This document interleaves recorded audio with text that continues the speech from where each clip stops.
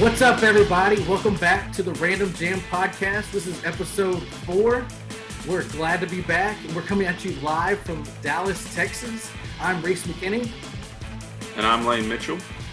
And with us today, we have a featured guest, longtime friend, and amazing musician. We've got Matthew Jackson with us today. Hello, people. How you doing? So, Matthew, tell the viewers a little bit about yourself and what you do. Well, my name's Matt. I play and sing in post-profit. I play guitar and sing. I love playing music. That's pretty much all I do. So, I mean, I'm very involved in like posting about that on social media and stuff, and so I do a lot of that type of stuff and love music. So I just like to document it, I guess you could say. Okay. So, I mean, with the obvious pandemic that we're in right now and having to quarantine for, it's been like 6 months now, I think. How has that been for you and obviously your profession over these past 6 months? It sucks, honestly. To be real, I mean, we had a full on like few dates for a tour, sort of kind of. We had it all ready to go, and then right when they shut everything down, it was the day before we were supposed to leave. And so it's kind of weird going from us playing every weekend and doing the week to like maybe playing a show or two a month. It's really weird. I don't know. I miss it.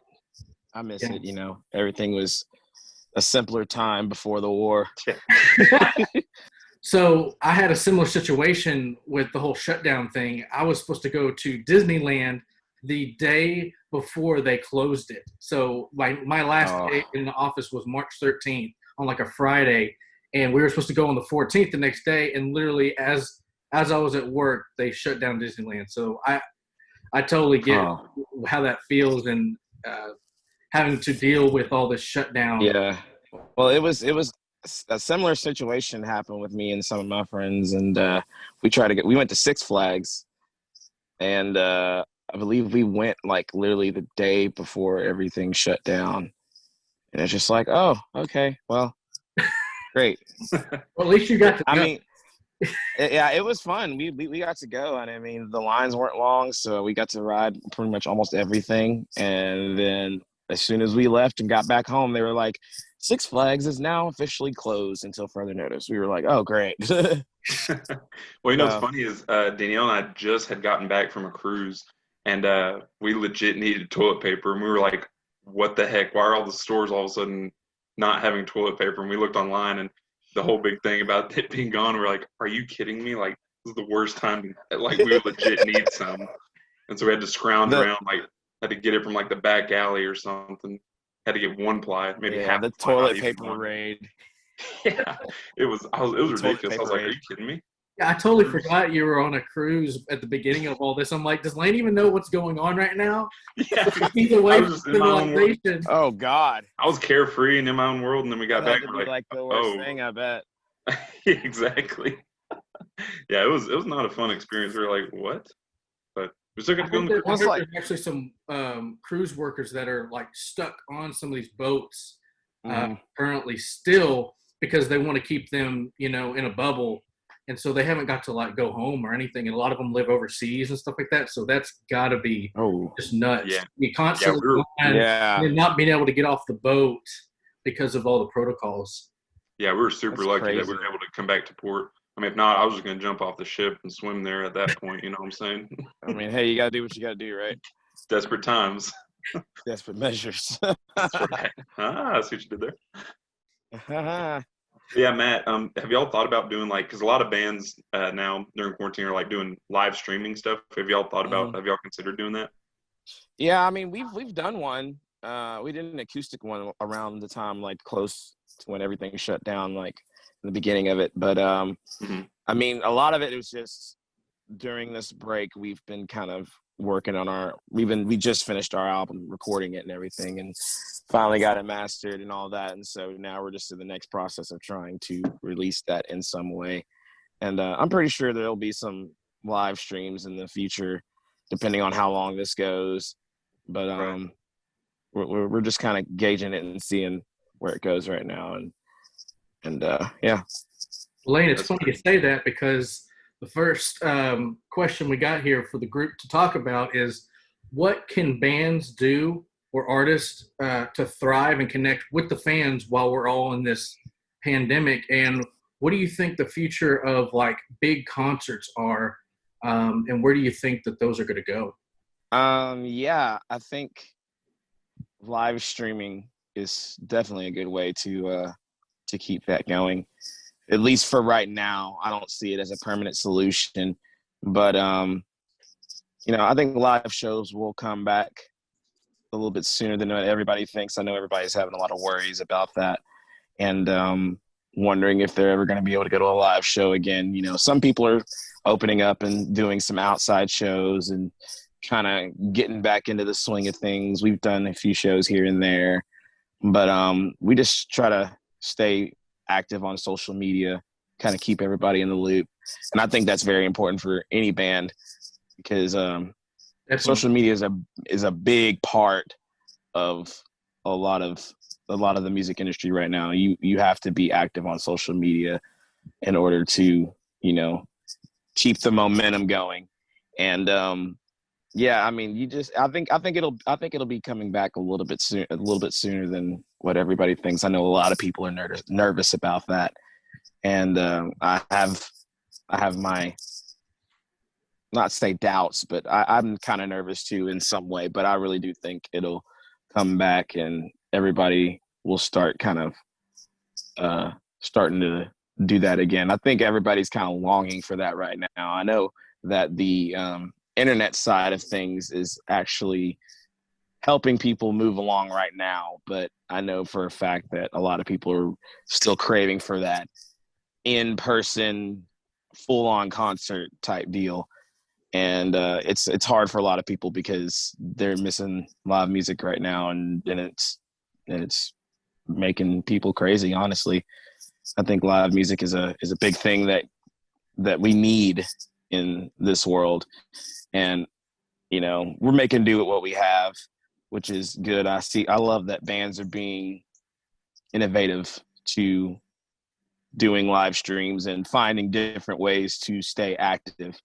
Mm-hmm. Even just putting out videos or streams or lyric videos, album parties or whatever. I think that's really cool that everybody's doing that. I was going to say, the first stuff that I've seen, which has been mostly live streams and like album, reviews or listen throughs, parties. Under Oath is a band that really got like ahead of the game in the beginning. I feel like back in April, they started doing a series of all their albums. Yeah. And kind of listening through each one as a way to kind of connect with the fans without being able to perform. And then recently they've been able to do some album playthroughs of their entire albums live, which has been incredible to see. And even, Amberlin and Silverstein and Dance Gavin Dance, like all these bands are starting to come up with ways to connect. And it's funny, like I've seen, like normally I typically see quite a few concerts every year, or I try to. And this time I saw 2 concerts at the beginning of this year, like in January or February, right before this all happened. And now I've seen like 6 or 7 live stream concerts, and it's like, this is normal now. This is like, it's also crazy because like the audience that they can grab while doing these things are like 10 times larger than when they're on tour, going from city to city. This gives them an opportunity to be like, okay, we have this one night, we're doing a live stream. You can stream it up to 24 hours or a week, or whatever it is, and they have the entire world, to come in for $10 a ticket and experience the whole thing. So the audience is like even larger. So it kind of brings a really cool opportunity for the bands to do something never done before and be able to perform for all their fans at once. Mhm. Yeah, I do think that's pretty cool how they do that. Another band that also was ahead of the game whenever this stuff started was a band called Code Orange. I've been keeping up with them. They did a live stream of them playing in their set that they were supposed to go on tour, and it was to an empty venue, Mm-hmm. but they live streamed it, and it ended up getting a lot of views and a lot of good feedback. And I think it was one of the coolest things that I've seen as far as, the start of the live stream era, I guess you could say right now. But Have you ever thought about, or have you guys thought about doing that with Post Profit anytime soon? Possibly setting up in a venue and playing full production with, live sound and everything, or does that seem a little too out there at the moment? I don't think it seems too out there. I think it could definitely happen. We would definitely have to talk some more about it and see what we want to do and how we want to approach it, especially with the fact that, with us finishing our album and everything, and depending on how the timeline of everything going on right now, if live music is going to come back around a time where we feel like where we do come up with a release date, I think it'd be cool that if it doesn't happen, I think it would be cool if we could do that and just play the whole thing front to back. It's a cool thing. It's a cool idea that can go around, and we can talk about it and try to make it happen. Yeah, because I'm really thinking about, not only the national bands and what they're doing, but like thinking about what local bands like Post Profit and other bands and around Texas in general, what they can do during this time. Because I know they don't have a ton of resources or maybe even a ton of connections that can get them to where some of these national bands have gotten as far as like live streams go and things like that. So I'm really interested to see what creative ideas that local bands are able to come up with during all this, that will kind of show, it's kind of like a survival of the fittest, scenario that we're in right now. And when it comes to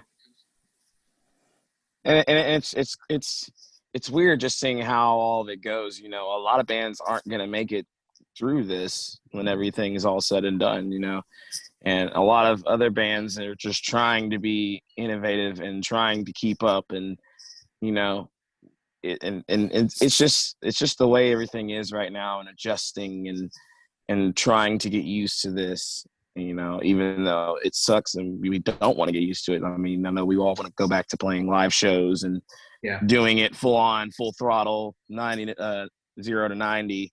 But, right now it's just the way it is. We're just kind of learning to adapt right now. And some people are able to get with it, and some people just kind of fall behind. It's just the way it is. And it sucks that it's that way, but what can you do at this point? So right. Well, in like the future of live music, like I'm wondering if like when they do start bringing it back, if there'll be like social distanced concerts, or limited capacity. I know me and Lane got some tickets to go see some shows next year. Like, what do you think those are going to look like next year, even if we're still in this or not? Like, do you think things will change? I think it's up in the air still at this point. We don't really foresee the end of this right now as far as a timeline. So it's like we don't really know, and I can't even really put an accurate answer on it. My hope is that, it comes back full throttle. I know a lot of people right now that are playing gigs here and there, and, it's limited capacity. You have to wear a mask. You have to have a certain group of people in your group, and you have to stay we had to do a show where the people had to stay in their seats while we were playing. Wow. Like and it's weird. It's very, very weird, but I think it's hard to sit down at a rock show. It really is. It really, really Please remain seated at all times during the rock show. Keep your hands and arms in the vehicle. How do you approach that? That's pretty much what it felt like. And so everybody was like, yeah, people were coming up to the front and they were like, well, we have to have everybody sit down. So a lot of people were bummed out about that, and including us, and it was just weird all the way around. I mean, we've played shows where people have sat down during our shows, but not because they have to. So it's weird. I mean, we played the ones that, you know, they sit down and we try to get them up, and then it was just weird that it's like, you know, we do what we do. We try to get them up, and they're wanting to come up. Yeah, but they're like, oh yeah, you have to sit down. So that's weird. Will you be going to any social distance shows next year, or do you think they'll be, you know, like he was saying, 0 to 90? You know, I don't know. I mean, the thing is, like Matt was saying, there's so many people itching to want to get back out and get to reality. I mean, but then again, like you said, with these rules in place, like, you know, people are going to abide in them. If not, then they're going to, like I said, get kicked out of the show. So it's kind of like, you know, people are like, I mean, I guess I'll wear the mask, and I guess I'll do, you know, sit down if that's the way it has to be. But yeah, I don't know. I mean, it's everyone's kind of on the same page now. So, you know, it's like going to the grocery stores now. It's like, I will wear the mask, but I'm not going to abide by the signs to go down the aisle. You know, it's like, go this way, now go this way. It's like, you know what? Well, now that crosses the line. The thing I don't get is that, you know, it's the whole thing with mask and everything. You got people coming in through one entrance. I mean, it's just, you look at the overall demographic of it, and you see like the guidelines and measures we're taking, and some of them just kind of to me, they don't really make sense. Yeah, a lot of it's not been thought through at all, and they're just like, you know, scrambling to figure out something. It's like, okay, you can go to a restaurant, you wear a mask inside, but then when you sit down, you can take it off. So it's like, it feels silly walking in with it on if you're just going to take it off. You know, is that even safe to do that? You know, it's like, why would you have people go through the trouble to do that, to put it on, go through the struggle of putting it on, and then like 3 minutes later you have to take it off, and then you have to put it back on to go to the bathroom, or something like that. What are you like helping there, you know? You're still not wearing it while you're eating. Yeah. So like, no, actually, yeah, you're immune to it when you're eating. That's actually a fact, scientific fact. You can't get it while you're eating. I couldn't even say that seriously. Oh my gosh. But yeah, it's just so wild. Like, even, you know, sports coming back and trying to do this whole bubble concept, you know, and people aren't, you know, abiding by those rules, and they're breaking the bubble. You know, a lot of baseball teams that have delayed their games. You know, some NBA players are going out and, you know, partying and then coming back to the bubble and things like that. It's just like, and then they're expecting football to happen this fall. I'm just like, wow, this is a really interesting thing going on right now. Yeah, it's a more of a, I believe it when I see it on that thing, because it's like, I want football to come back, but with the way everything's going, you already see the baseball games coming out, and there's, you know, cut out cardboard people there, or teddy bears that get knocked in the head for a home run, you know. So it's like, I don't know what to I don't know. I mean, half the college football teams have like gone ahead and just said they weren't going to do their season. They were going to cancel their seasons. So, and I mean, it's weird. It is very weird. It's a weird time we are living in right now. Yeah, but you know, it's funny to see the innovation in people, like especially with the cutouts. Oh yeah. The dude had a cutout of the guy from Weekend at Bernie's. I think it was at Kansas City. Yeah, I did see that. I was like, that was pretty cool. That was clever. That was pretty cool. But very clever. Yeah. Well, let's move out of the doom and gloom, and we'll move out into some fun stuff. And we're going to talk about movies and TV. So I know we've been watching a lot of that during this quarantine, and so Matthew, you're going to start us off. What have you been watching during this shutdown, movies and TV wise? Well, I've been watching a lot of things, but I've been binging Grey's Anatomy and Umbrella Academy, and both fantastically good. I can't give no spoilers if you haven't seen it. So, I mean, but it's a fantastic from front to back. Like the storyline is great, the twists are great, the characters are awesome. It's really cool all the way around. And as far as Grey's Anatomy goes, like I've just been sucked into that completely. That TV show I feel like has been on forever. Like I think it's on. I think it's on like predates 16 humanity. seasons. It's been going on for a long time. I think it's like been 16 seasons. I Yeah, was gonna say 20 something, but yeah. Yeah, they're almost with the Simpsons, you know, and that shows. Yeah. They're trying to catch up real quick. So I mean, both. I mean, I made it to like season 9 on Grey's Anatomy, Golly. and yeah, I've been going at it. Me and my girlfriend been watching literally continuously. It's hard to get out of that show once you're in it, to be honest. Like, well, yeah, you see and some. it takes place in a hospital, and it's hard when you get in a hospital. It's hard to get out sometimes because they won't let you. Yeah. Right. So it's almost like being in a hospital. Yeah, and you're kind of like, dang, I gotta get out of here, but nope, I can't. Like, no. You're hooked up to machines. So you mentioned Umbrella Academy. I have not watched it yet. I'm aware of like the comic series and the novels. Tell to those who don't know what that is. Tell us a little bit about that. And Lane, I know you've seen it, so y'all will be able to kind of chime in on that. But tell us a little bit about Umbrella Academy. Well, it's really cool. Like the storyline is I can't remember all the names right now off the top of my head, but Lane, help me out here. Yeah, so there's so Luther's like the main dude, or the biggest of the children. And then there's Clyde or Klaus. I always say Clyde. Klaus. He's kind of the outgoing, like out there one. Number 5. Number 5 is my favorite, honestly. Yeah, it's funny about number 5 because he's like the kid, but he's like the most mature out of all of them. Yeah, the most mature. At times you see him kind of his kid qualities come out, and you're like, oh, okay, well he's still a kid.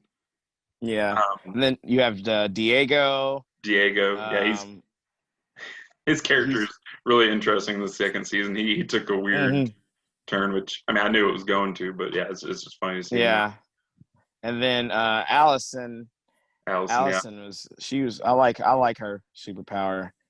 Yeah, and there's a lot in her story as far as, and even in the second season, and you know with it taking place in Dallas, it's really cool how they kept that storyline going and just kind of figured out how to incorporate another storyline in that time frame for that season. That was really neat. Really cool. I thought they were just going to keep going with the her and Luther thing. Well, I mean, which they are, but yeah, I was like, oh, that's an interesting spin on things. I really like that.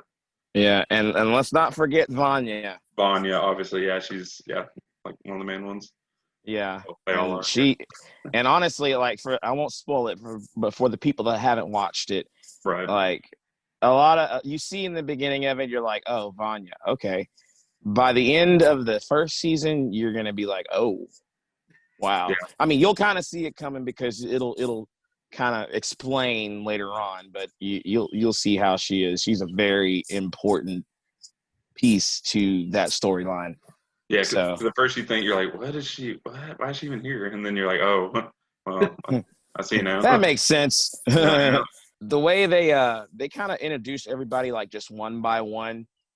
At first, when I watched it, when I first got into it, I was kind of confused. But I mean, they kind of go through and show everybody and show a little bit of the background, you know.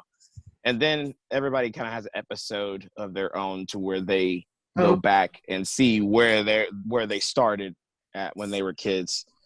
It's so the way they incorporated that and the way they told that through the episodes and the timeline of the episodes is really cool as far as doing flashbacks and stuff. So season 1, you learn about each character.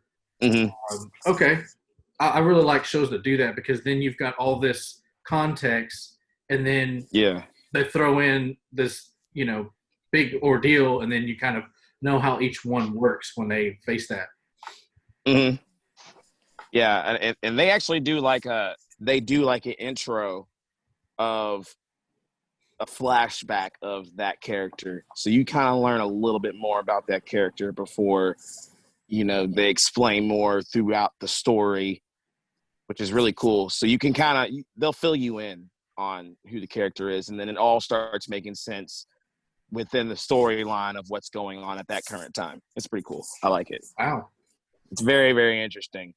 And Yeah, honestly, the shooting on it and everything, like the shots and everything, are awesome. They did a really good job on it all together. I think it was very well put together from beginning to end. And you get to know about every character in the show. Like you get an idea of every character. So they kind of go through everybody, and it's cool. So you'll know if you watch and pay attention, you'll know where it's at, and it's really fantastic how the plot, becomes the way it is at the very end of the show. So that's awesome. Yeah. So for those who have not seen it, where can they find Umbrella Academy? Netflix. Go on Netflix. Yeah. Awesome. All right. Well, Grey's Anatomy's on Netflix too. I mean, a lot of people know if you watch Grey's Anatomy. So. Okay. Awesome. All right. Well, we'll move on to Lane. What do you have for movies and TV? So yeah, I have a movie actually. It's on Hulu Live, so I'm going to say that first. I've been watching a lot of Hulu Live lately. But this movie dates back to 2004, I believe. And it's a movie called Envy.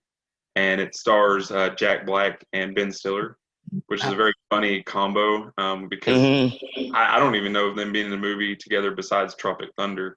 And so, to see him in that was really funny. I actually had seen this DVD a long, long time ago at my aunt and uncle's house, and I was like, oh, that's interesting. And then when I saw it on Hulu the other day, it unlocked a hidden memory. I was like, I hadn't seen it, and I was like, I'm going to go ahead and just watch it because it's an hour and a half, easy watch. But basically, the plot itself is kind of odd, and it definitely doesn't focus on the plot. It's very obvious that they're like, we're going to hire two big upcoming movie stars and just let them be the movie, basically. And on top of the third character, they just put him in a room. They're like, okay, be you, and they're like, got it. And then the third actor that came out of nowhere that I didn't even know he was in the movie was Christopher Walken, and it just was so hilarious the way he enters the film because he's just a random hobo that shows up, and him and Ben Stiller are making deals on the side. And it's just what the heck? This couldn't get any weirder, but I loved it the whole time. I couldn't stop watching. And so basically, so I'll say this without ruining anything. Basically, Jack Black invents this. Well, Jack Black and Ben Stiller work together at some factory, and Ben Stiller's basically telling Jack Black, hey man, you got to focus on your job. You're not paying attention. And then while he's saying that, of course, he's not paying attention. He's like, you know what? I could invent something that would make me really rich. And he does, and it's called Vaporize, and it basically, he sprayed on animals, turds, and they go away, and everyone's just baffled by it. And so he gets super mega rich off of this, and Ben Stiller's like, what the heck? I could have done that. And so the whole movie is him being envious of what Jack Black has. And yeah, okay. And that's pretty much it. Okay. But God, some of the funniest moments were when Ben Stiller and Christopher Walken were just sitting there and Christopher Walken's trying to give Ben Stiller advice, and he's like, I don't know, man, that's not really good advice. And he's like, no, it is. Don't worry. And then Jack Black's just so Jack Black the whole time, and it's a funny movie. I don't know if y'all have seen it, but yeah, definitely check it out. It's on Hulu Live. I definitely need to check that out. I think it's pretty funny. Sure. I said, the plot itself, you're gonna be okay, I get the setup, the ending of it, I was just kind of okay, yeah, that's whatever. Yeah. Other than that, the whole rest of the movie is pretty funny. There's some funny parts in there. So it seems to be a movie because I'd never heard of it, but maybe something that kind of flew under the radar in 2004 that didn't get a lot of popularity. So I'm wondering, or if there was a reason for that, or if they just weren't as well known at the time. But yeah, I think it was a combination of them not being well known. I always look up reviews before I watch a movie, and of course comedies get bashed the hardest, but this one especially got a really low rating, which I don't know why, because I thought it was pretty funny. That's why sometimes I'm I'm not gonna trust the rating because I just look at the actors that are in it. Yeah, I mean, it's a hit or miss when it comes to that type of stuff. Yeah, I mean, it's a hit or miss. Exactly, and this one was definitely a hit. I was like, I'm glad I watched it. Like, I'm glad it wasn't just like, oh, that was a waste of my time. So yeah. Well, 2004, that's like around the time I think Jack Black did Nacho Libre. Yeah. I think Nacho so Libre he was kind of on his way after. in School of Rock, around that time. So he had to have been on his way at that point. I think Stiller, those movies. Yeah, those movies kind of took the spotlight, and this one, like you said, just went under the radar for whatever reason. Yeah, and see, whenever I went to go watch Nacho Libre, it was me and my dad, the only one in the movie theater. We're the only ones watching it. Yeah, but it was I love that movie. I absolutely love that movie. That's what I'm saying. I think it's a very like the style. People either love it or hate it. Like there's a ton of people that I've met that are like, I just don't get Nacho Libre or like Napoleon Dynamite, like films like that. And other people are like, oh my god, this is like the best thing ever since sliced bread. So you never know. Well, they call it like cult classics. Basically they come out and they bomb in the theater, and then they come out on on video or well, I guess not video anymore. We have like streaming and DVD, but like when it comes out, for home entertainment, it starts to pick up a following. People are like, oh, what was this movie? Either they rented it or picked it up at the store. It's like it gathers that following later on, and they call it like a cult classic. But movies like Dynamite and Nacho Libre. I used to loop those movies basically every day in high school. So. And it came out, well before that. So, that's definitely an interesting movie. I'm going to check that out. Yeah, for sure. You won't regret it. For sure. So, the movie that I have is called The Gentleman. So this movie, I believe, came out at the beginning of this year, and so it actually was in theaters, believe it or not. And for some reason, I missed it. I totally didn't even know this movie existed until a while back during the beginning of the shutdown. I was like, oh man, this looks awesome. And so basically The Gentleman it's a movie directed by Guy Ritchie, which if you're not familiar with him, he's done movies like Snatch, Sherlock Holmes, Man from U.N.C.L.E. and most recently he did Aladdin. So if you've seen any of those movies, you've seen him. And he's really known for his style. He uses a lot of the same actors in his movies, and he does like a lot of cool like action scenes. And so this is a movie that's kind of more like a sophisticated action comedy or a dark comedy. And it stars Matthew McConaughey, Charlie. All right. Yeah, Charlie Hunnam, Colin Farrell, and Hugh Grant, which some will say Lane favors. Well, yeah, it was about 50 pounds. But anyway, so you've got like this all-star cast of these action stars, and basically the plot of the movie is you've got Matthew McConaughey, who is like the lead. He plays this guy named Mickey Pearson, and he's like this American super smart businessman, graduated from Oxford, and he's like an outsider. He's not as well known, but he's like in his realm, he's like the top dog. And it's funny because his realm and industry is this giant marijuana empire that he has created, where he's got like all these different secret farms in London. And he basically runs this multi-million-dollar business underground, and became super rich by it. And basically, the kind of the plot mover is that he's looking to kind of cash out on it and sell it to some other businessmen so he can make even more off of it.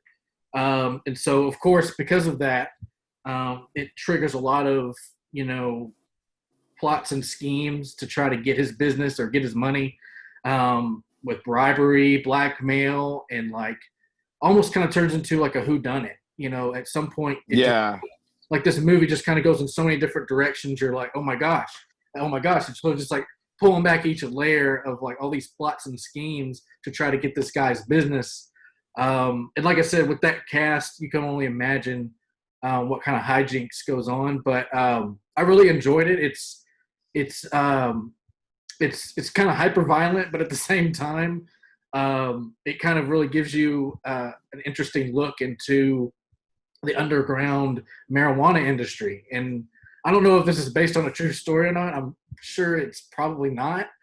But Guy Ritchie, like he wrote the screenplay and directed it, and came up with a really interesting story. And like I said, kind of has many layers to it, and all these characters going after this guy's business, and how somebody like Matthew McConaughey is very sharp individual, and kind of plays that kind of character, and just seeing how he reacts to all these schemes. And I mentioned Hugh Grant.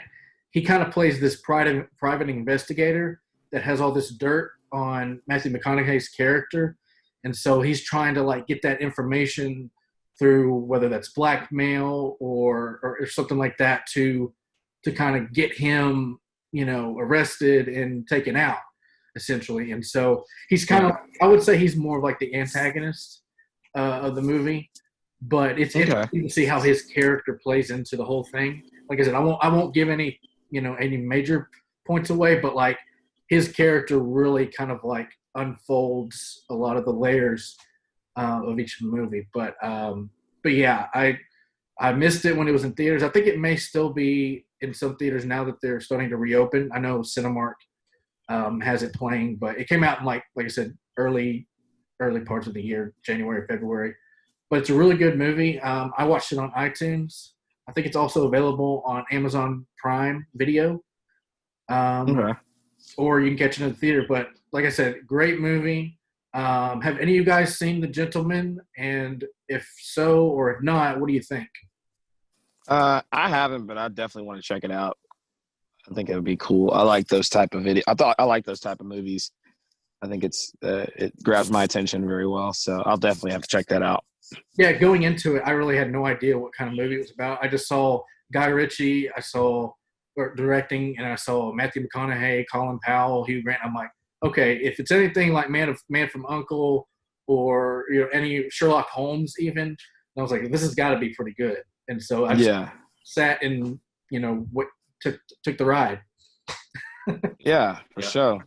Yeah, I actually saw the description of it and whatnot. Like you said, like I knew all about the actors and whatnot. I just didn't know where to stream it, so I just kind of forgot about it. But now I know. There's no excuse. Yeah. So I'll have to go check it out. Definitely. For sure. All right. So from there, we are going to move on to the next topic, which is music. And with the music category, we are going to talk about a single or an album. So Matthew, what do you have for us with music? Music, I'm gonna have to go with Norma Jean Polish Similar album. That is, I'm a big Norma Jean fan, for anybody that knows or not. But oh yeah. But and I've followed them since Bless the Martyr, Kiss the Child. But I really got heavy into them whenever they put out Wrongdoers. But Polar Similar from front to back is just one of those albums that really, really meant a lot to me. I was going through a rough time at the time when I heard it. And when did it come out? I believe it came out in and correct me if I'm wrong, I think it's like 2017 or 18, I believe. No, I'm just kidding. I don't know. I really don't know, so I could be fairly wrong. Recent though. I remember. It's still kind of recent. It's like a few years. They just put out a new album last year called All Hail. Mm-hmm. So that one was great. That one was a fantastic album too. So I was really excited for that. I got to see them play it live at a venue in Tyler called Crossroads, and they played some stuff off of that. But they killed it, honestly, and they're still one of my favorite bands today. So Polar Similar, for sure, front to back. I think the music on it's fantastic. The recording's fantastic. I believe they have a different lineup now, but the lineup on that album is pretty sick. I believe the drummer now plays for Every Time I Die. And I'm trying to remember who else was. I can't remember who else was, but the lineup, because Norma Jean they view themselves as a collective, so they've been through multiple member changes over the years. But oh yeah, I think they that even had the was lead one of singer the. from the I think Cherry that was.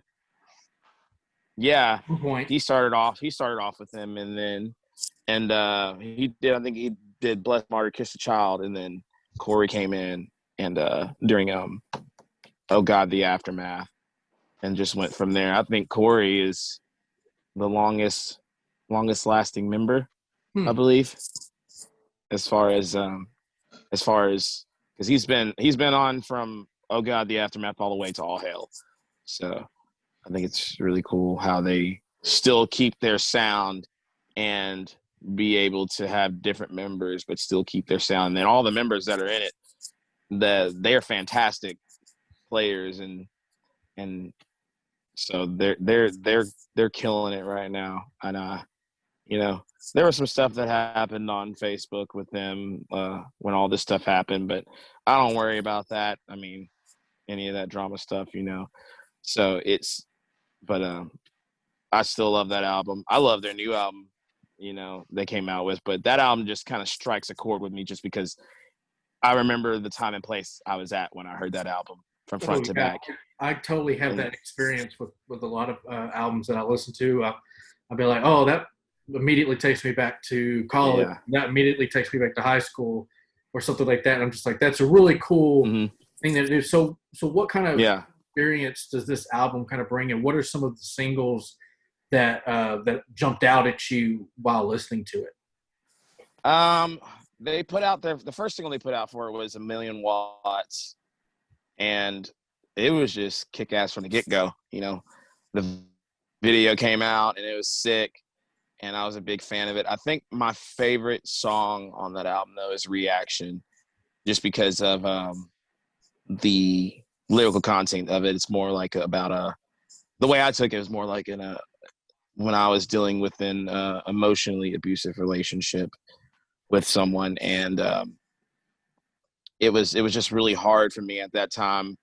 But I heard that song, and then it was like one of those things you can really relate when they hit the nail on the head with a song that you at the specific time you're going through something, and that song comes out, and I listened to it, and I was floored from the get-go. Like I started being able to, music is such a big part of my life that, even if it is like a song about something sad or something,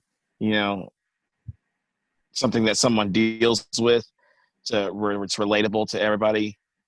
And but I think that really kind of pushed me to go on forward and really pursue getting past that point in life and progressing.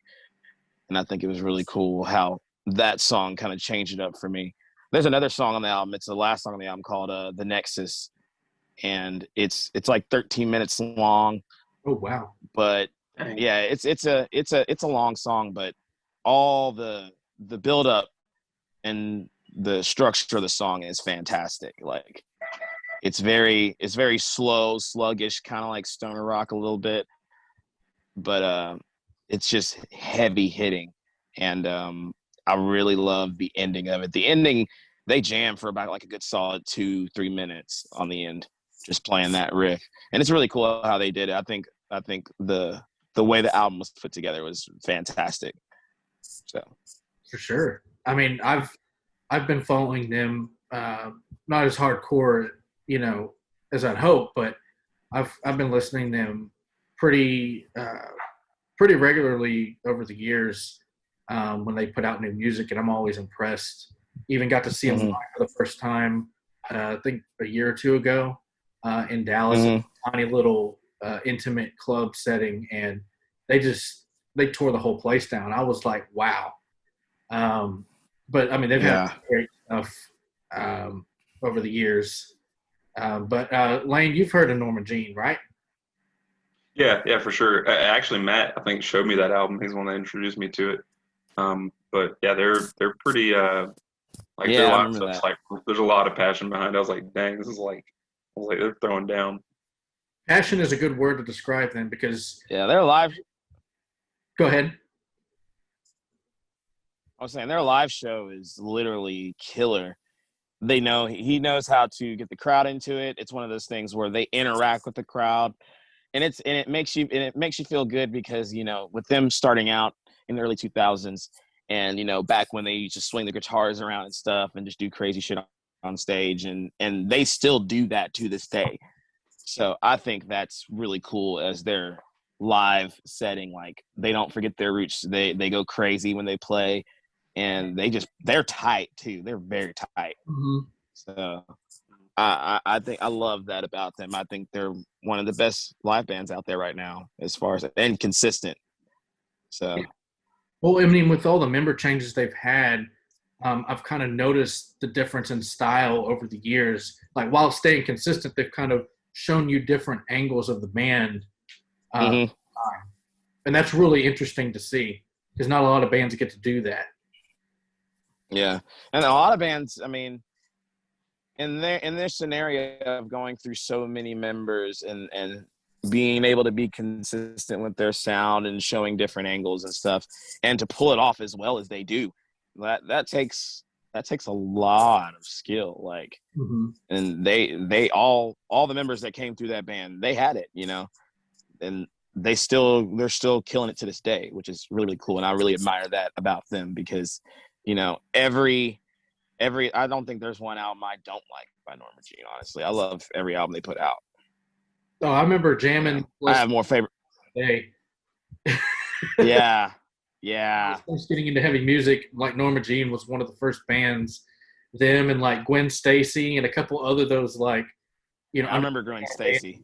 Yeah, just so under the radar, but so good. And Redeemer and Anti-Mother, like those are the albums that like when I think of Norma Jean, those are the ones I go to. Not so much the new stuff, but like those three are like the ones. Yeah, Redeemer's in the top for me. Like I still love that album. I watched him play that album front to back actually in Dallas, and they killed it, honestly. Like it was fantastic to hear all those songs and even hearing how they play it now with different members from when they recorded it. It was because it was recorded, I believe, in 2006. Yeah, 2006. Yeah, when that album came out, and for them to play it now and still have it sound like current, but it still sounds like that album. Yeah. I think it's really cool how they did that, and they have it going on with that. So I love when they play that album. It's one of my favorite albums, and it's definitely at the top of my list. So, all right, Lane, what do you have? I'm talking about Norma Jean too. No, I'm just kidding. So my song is actually, it came from, I watched a documentary the other day featuring Tom DeLonge, the ex-frontman of Blink-182. The documentary is called Pursuit of Tone, if you want to go check it out. It's about an hour and a half to 2 hours long. So it's kind of lengthy, but it's worth the watch. You can go watch on YouTube. But anyway, he talked about his, side project, Angels and Airwaves, which has kind of blown up. I mean, not as popular as Blink-182, obviously, but a lot of people have heard of them. But I want to specifically talk about the song "The Adventure." I don't know if you guys have heard it. I mean, it's been around since I think mid 2000s because I heard it in high school first, so it had to come out sometime then. But basically, in the documentary, he talked about the history of it and why he did it. A lot of people thought he was like crazy for leaving Blink-182. And he basically, I mean, like any frontman, they eventually have to take time off to, kind of do their own thing, their own style. And in my opinion, I think he did that really well. Because I mean, he was with Blink for a long, long time, nonstop, and not putting out stuff in between, which I think he honestly got burnt out. Not to say he didn't like being with Blink-182, but he got to the point where, he wasn't able to go out and do things on his own. That's basically what he was explaining why he did Airwaves. So it's kind of I've been jamming them a lot lately, honestly. I've been jamming them a lot. Yeah, honestly, me too. A song of theirs came up the other day. I think it was Rebel Girls, the name of it. And when I heard that, I was like, oh man, like it just unlocked like a secret memory. I was like, I forgot like completely. Like it's one of those bands like you don't forget about it because you remember listening to it, but then you're like, when you hear it again, you're like, oh my god, Yeah. like why did I stop listening to him? Like it's so good. Yeah, they put out a song that I was a big fan of called "Kiss and Tell." Oh yeah, That was that's a good one. Very, very good song. I think Tom's songwriting is fantastic. Oh yeah, You know? yeah. Some of the stuff he was doing in Angels and Airwaves, he was talking about how like he literally got like a tissue box of like rocks and metal and just random stuff to incorporate in it, and like their producer even got like a filing cabinet, was opening and closing it. He's like, "You hear that sound it's making?" And they incorporated that into the sound, and I was like, "What the heck? Who would just think to do something like that?" It's just so That's random. cool though. That's so cool. Yeah, no, it was really cool because I wondered because there's like I think it's the very first chorus. It's a down chorus, and it's like there's some background noises going on. I'm like, how could like a keyboard or any other instrument like make that? And that explains it because it's those noises they just randomly came up with and threw in there on top of like a layer of whatever synth or something. And I was like what the heck? Like how do you make that sound? Like they started like popping bubble wrap at the beginning, or like squeaking styrofoam. That's like that'd be cool though. That'd be cool though. They look at all this technology and like, I like this, but this cardboard box is looking a lot better. It's like what? Like don't play. Get on this cardboard box with a stick. Let's see what that. Yeah, let's do that instead. We don't want this like thousands of dollars of equipment. Nah, that's not gonna help us.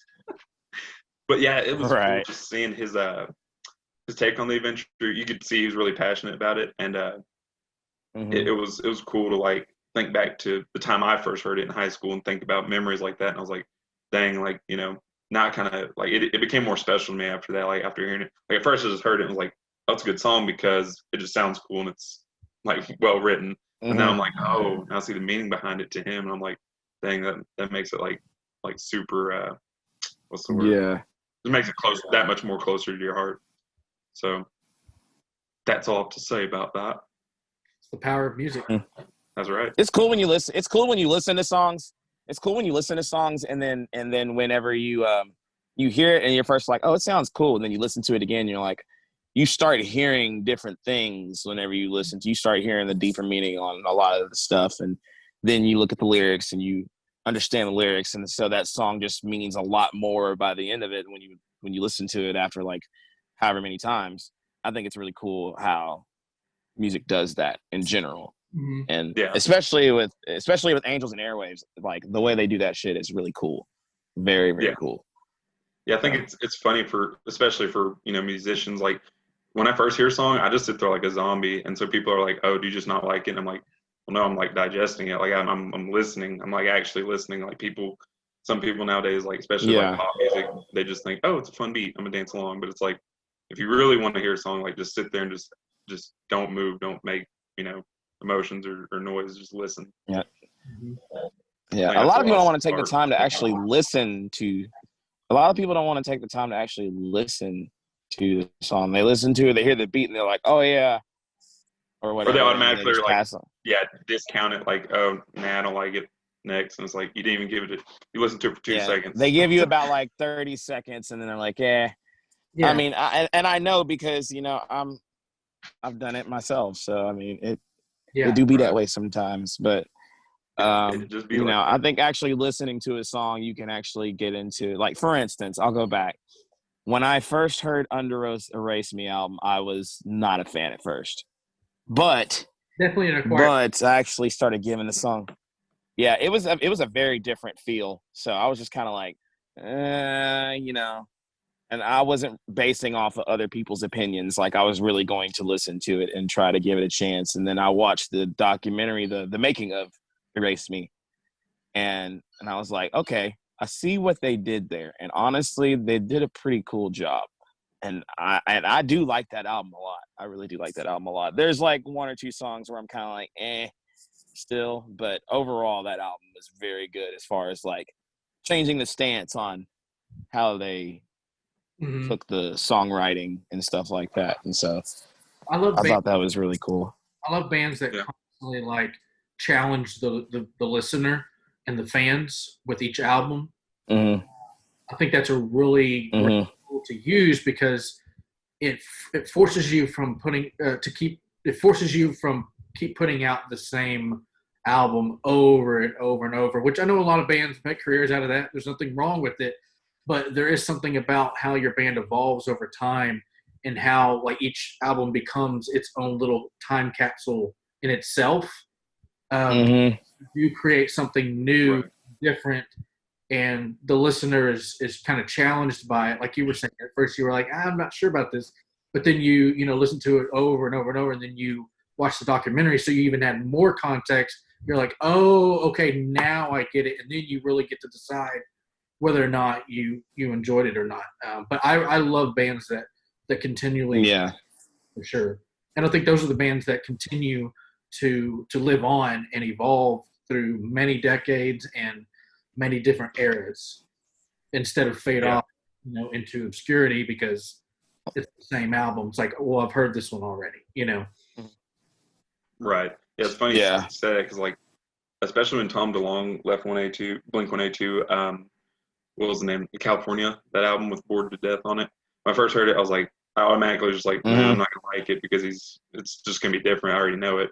But now, like, Bored to Death is one of my favorite songs of theirs just because I heard it over and over. And I was like, I mean, it's still Blink-182, though. Like, at the end of the day, it still got all the instrumentals, I mean, and whatnot. So, yeah, just funny how that works out.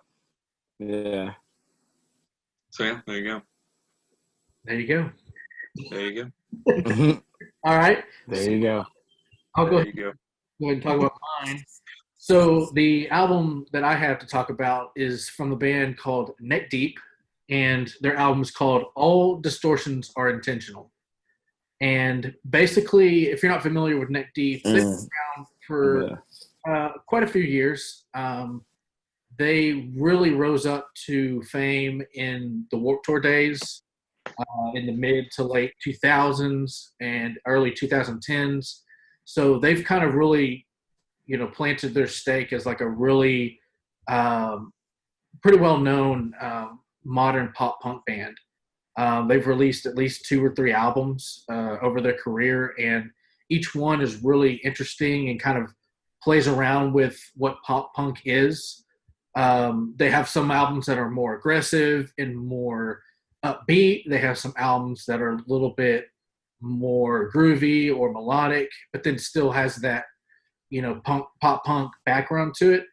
This new album is very cool and interesting for them as a band because it takes their normal modern pop punk style that they've kind of played with over the years and kind of added this like throwback tweak to it.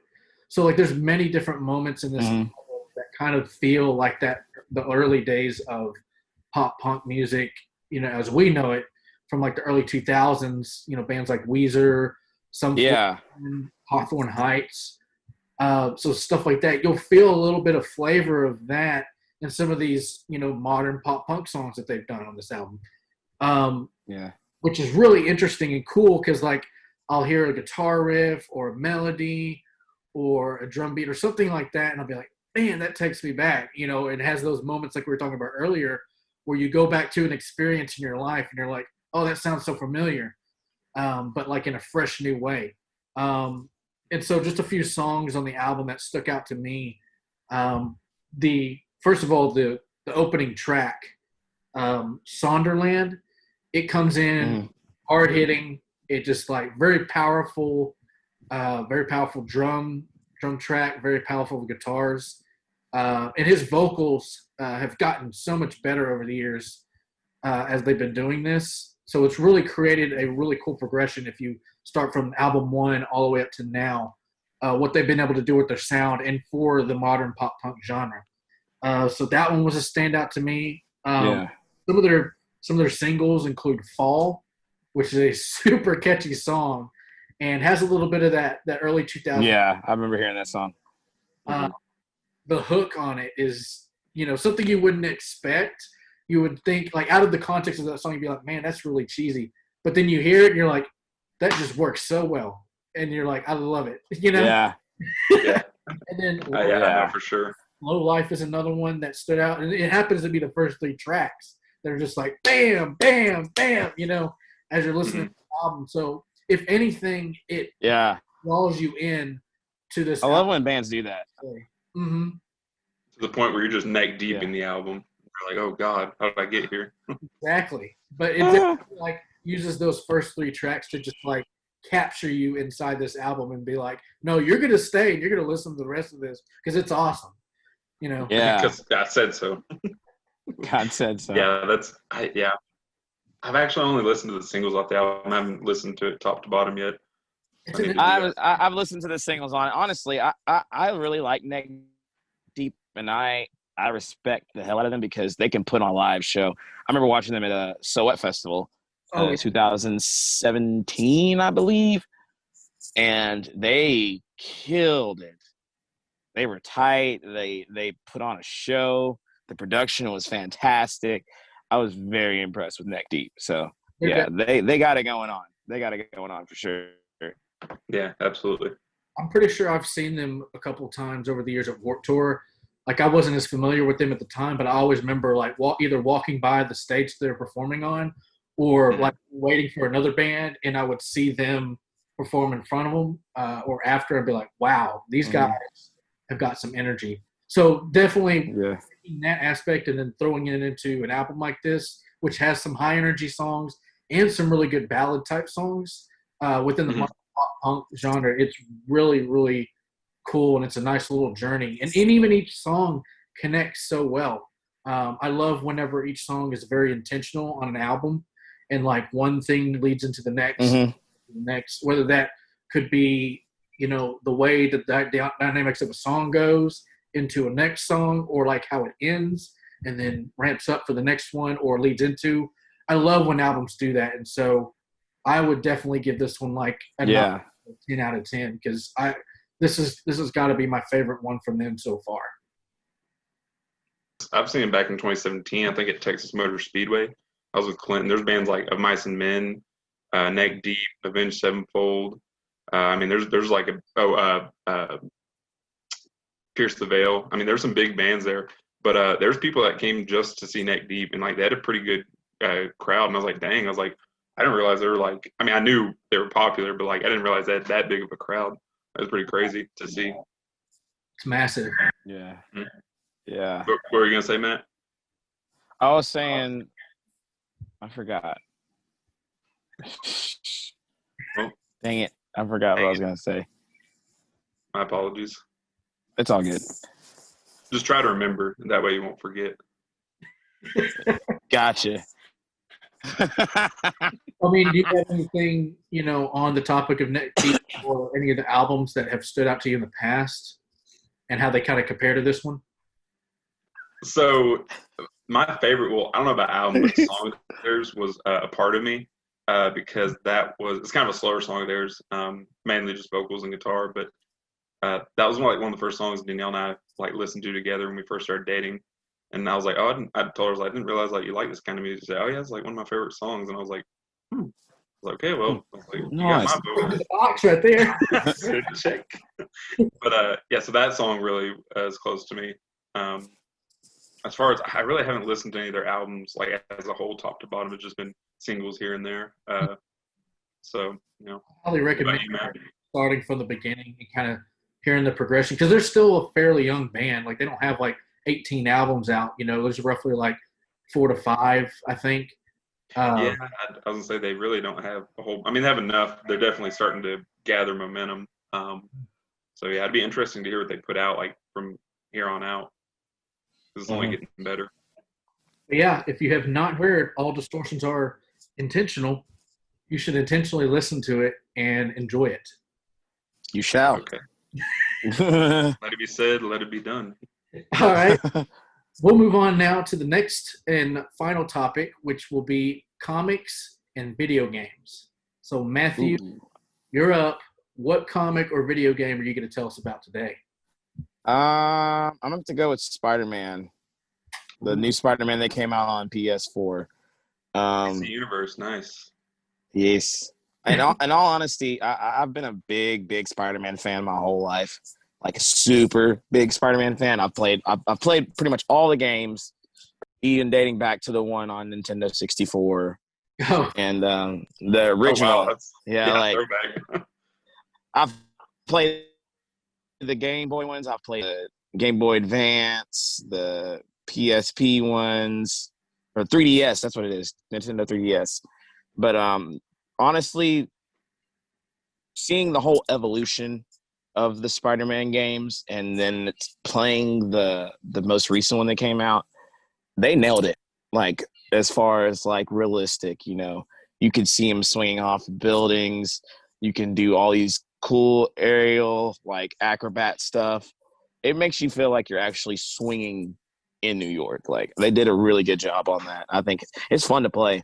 The fighting, uh, the fighting on the game, as far as like the combos and the dodging and stuff like that, is the funnest I think I've played, honestly.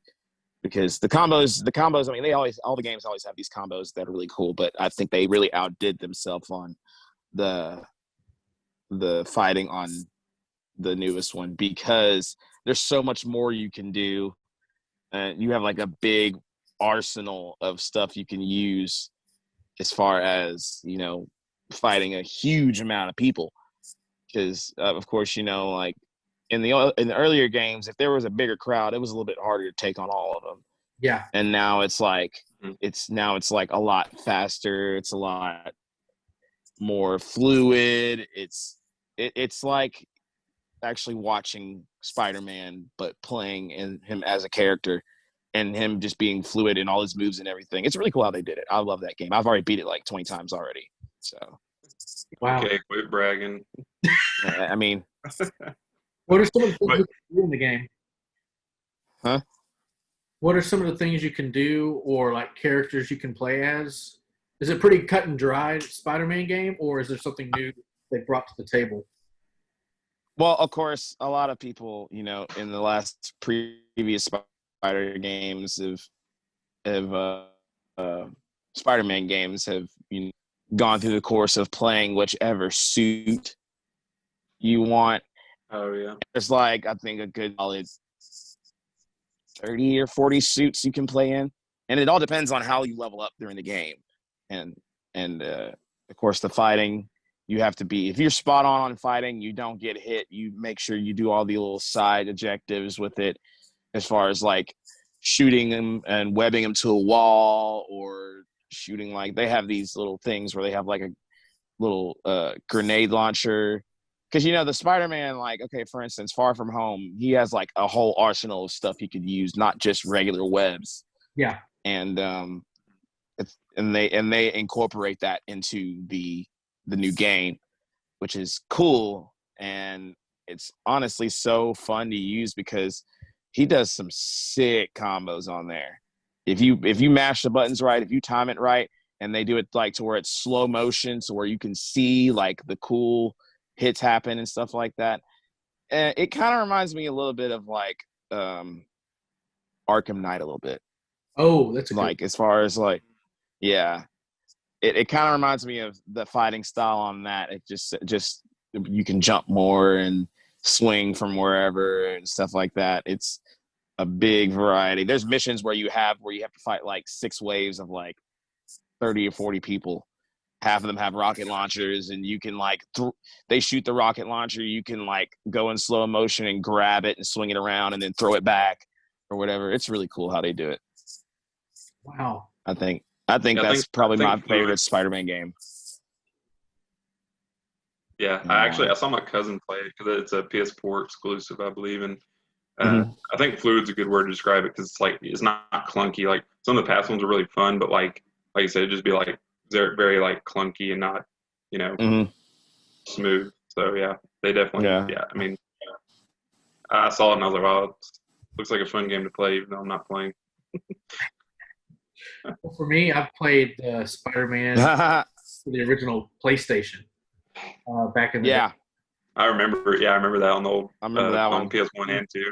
It's fun, but man, those graphics are like blocky as all get out, and it's just so funny to watch. Just the gameplay. You go on YouTube and like you could just roast the entire thing, but it's a classic game, and right. you how far they've come with this newer game. I'm sure the graphics are incredible. Graphics are so close to looking realistic. Like it's pretty much on point. They go into detail on a lot of it. They really took their time with it, and it's like a real layout of New York. Like, so they did a fantastic job of making sure that was like top notch. Everything, all the details on the game, with the fighting, the view, the swinging and slow motion and everything, the in between credit scenes, like they knocked it out of the park. Awesome. Pretty sick. There you go. Yep, absolutely. Cool. We'll have to check that out. I still have a PS3, so I don't know if I'll be able to even play that. I've had that since since they dropped it, I guess. I can't. Or you can just get the PS5. I'm sure they'll release one on there. Yeah. Possibly. Just stick with the odd numbered PlayStations. All right. Well, I'm going to kind of pivot us now, and we've talked about games, so now we're going to talk a little bit about some comics. So, basically, I'm going to run through just a couple of titles that I've been reading lately that are considered like new releases coming out this past summer and are really good. So, first off, I have is Snake Eyes Dead Game. And basically, if you're not familiar with Snake Eyes, he's a character from the G.I. Joes. He's like an assassin, like ninja type character. He doesn't speak, and he wears this all black suit. He's just all around just amazing character, just so cool to watch, whether on a movie or animation or even just a comic panel. But essentially, this one's pretty cut and dried. It's just fun, action-packed story about Snake Eyes and kind of the origin of the character a little bit, and kind of reaches back to what's called here is the Dead Game. Incorporates a new character who is like this ancient mummy-looking guy who has this sword called the Death Sword, and apparently has a connection to Snake Eyes in a way where it kind of almost makes you immortal to some extent. But it's a really cool. Get me one of those. Yeah. But sounds like a deal. I only read the first issue. That's the only one come out. I think the next one comes out in September. But it's fun, action-packed. Lots of fighting panels, lots of guns and swords if you're into that. Ninja action. The art is drawn by Rob Liefeld, who, if you don't know, is the creator and the artist for Deadpool. And really cool to see, because it's almost a Deadpool book if you think about it. Like, just if you paint it red and completely forgot that it was G.I. Joe, like, this is a cool Deadpool story. But it's his cousin actually. It also features some classic G.I. Joe characters, which I'm not as familiar with, but I'm aware of some of the characters. It's got Scarlet, Roadblock, and people like that. But yeah, definitely something to watch out for. And I believe they're making a Snake Eyes live action movie. So if you sweet Snake Eyes action, check this out before the movie comes out. But there's that. Yeah. The second title I have is called Batman: The Adventure Continues. So I don't know if you guys were a fan of the Batman animated series back in the day. I loved it. This story, which they put out, there's 14 issues. 7 of them are going to be in print, and the rest are digital. But I'm going to collect the first 7. But right now they've only put out the first 3, and basically it's a continuation with the Adventures Continues of the animated series from back in the day with Kevin Conroy and Mark Hamill as the voices. So it kind of takes that Batman and extends his story further, and the first 3 issues kind of explores the Bat family with Robin, who is actually Tim Drake in this story. And you've got Batgirl over here, and actually going by Deathstroke and Wilson. So it's really interesting to see what happens with this dynamic and why he is there, and the dynamic between Batman, Batgirl, and Tim Drake Robin, kind of beyond what we've seen in the animated series. So really fun stuff. There's some appearances by Lex Luthor and some other characters that I'm not going to spoil. But if you're into Batman the animated series and you want to go beyond just the show, I would highly recommend reading these books. It's the story is by Alan Burnett and drawn by Ty Templeton. So their art and story really kind of pulls you in and makes you feel like you're back in that world. Even with it being a comic, like I felt like I was watching the animated series again. So heck yeah, I thought that was really cool, even though it's like different artists and storytellers. But yeah, if you're into Batman and Batman the animated series, this is the book for you. It's a new run that's coming out in stores, I think monthly, and go check it out and pick it up. Heck yeah, cool for sure. So Lane, what games or comics do you have for us this week? Yeah, so Matt inspired me. I'm going to talk about a game this week instead of a comic. So the game I have for this week is called Hyperscape. And it is, I believe it's only on Xbox right now, and it's in beta, so it's a relatively new game. By the time this comes out, the full game should be out. But basically, it's a online battle royale with tons of people. It's basically like if Tron was to be a battle royale. It's very like futuristic. It's got almost kind of like also like a space element to it. So for fans of like if you like Destiny, if you also like the weapon layouts and like if you play Borderlands, it's similar to that. There's just tons of weapons all over the map. I love Borderlands. Yeah, so like that sold me too. I literally Destiny and Borderlands are some of my two favorite games ever. Yeah. So I was like, okay, perfect. It's free, so I was like, if it's free, it's for me. So it's all adding up, and so yeah, it's really fun. Like it's literally, but like I said, battle royale, and like as you play on the map slowly starts to dissolve into blackness, and if you get like stuck in the darkness, you pretty much fall off the map, and like you're just gone. So I was like, whoa, that's an intense way to die, just falling into nothingness for eternity. So is it kind of like you don't want to get caught in that.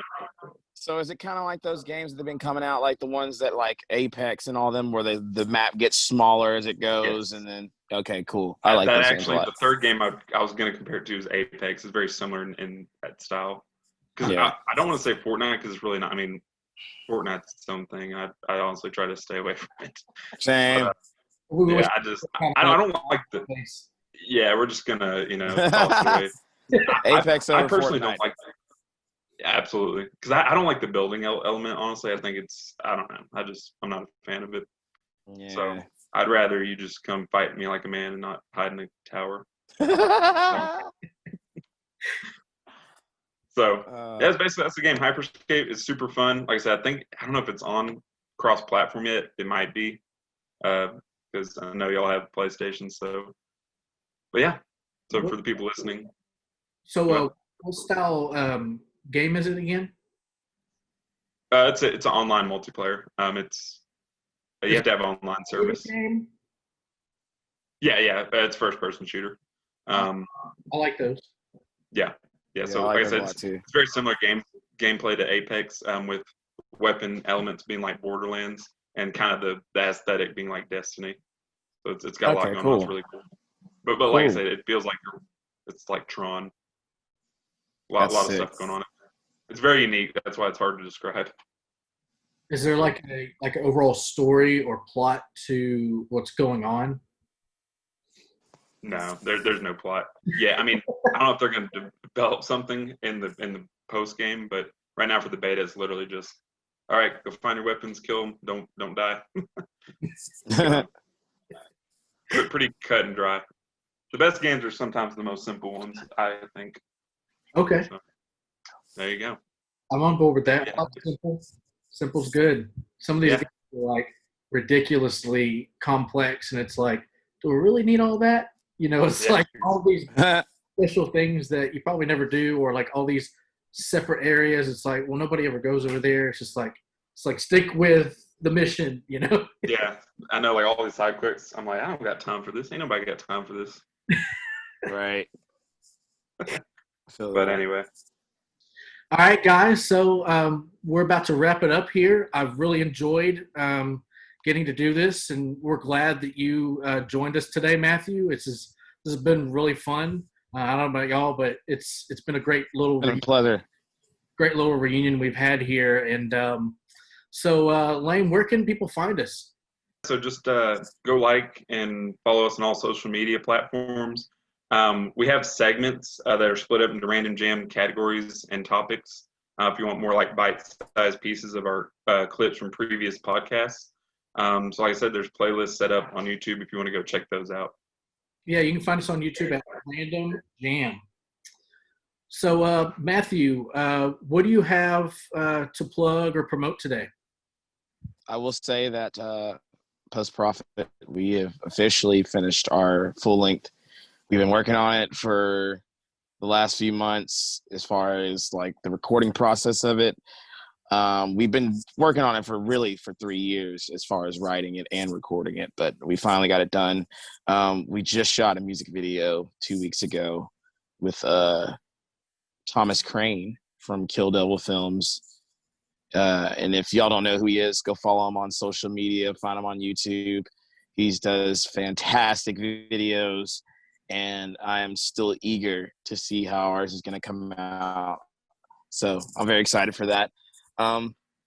Yeah, we have another single that I think we're going to drop sometime soon. So be on the lookout for that.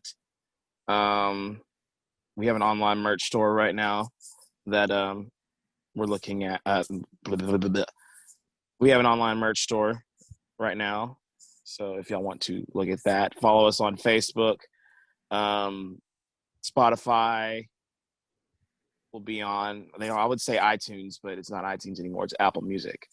But yes. And we have one single out right now, Same Sad Song, which is going to be on the album. But we're ready to release some new stuff, and it's coming pretty soon. So be on the lookout for that. Awesome. So you mentioned Same Sad Song, and I believe you have that to show us today. Can you tell us just a little bit about that song before we say goodbye to everyone watching? Yeah, this song was the first song for Post Profit.